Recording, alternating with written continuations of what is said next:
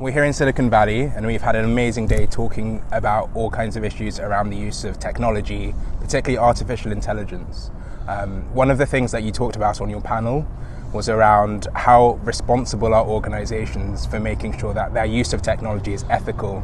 Yeah. Looking at that particularly through the lens of gender and diversity. Yeah. We had some different views, and it'd be really interesting to hear your insights from today.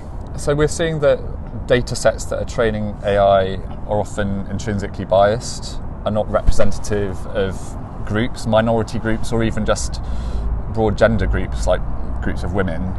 And that, as a result, is creating algorithms which exclude certain groups or give bias outcomes, which mean a negative product outcome for that consumer, and that has to stop. Yeah. This doesn't just it's not just a matter of thinking about laws in this area, it's also education.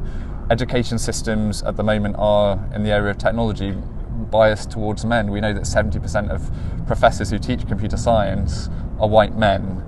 We need more diversity in the teaching system. We need more women and minority groups to study computer science, and we need this fusion, this hybrid of computer science and ethics to become a much bigger conversation, both within businesses to operationalise it and also at government level. And this requires all of us to get involved in this debate and this discussion. And that's a really important point, I think, that I got from today. Education, is that the responsibility of the organisation? So teaching employees about what they should be doing around their use of technology, having their own lens on what they think is ethical and what's not, so drawing bright lines.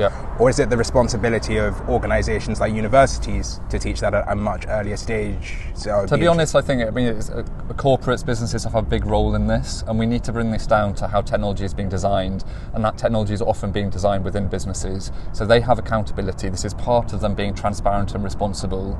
It's also what the laws are starting to say. We know that in Europe we're going to get new laws in this area, US will follow, and so this can't just be left to the educational establishments. It has to become part of business and the way that we design technology going forward.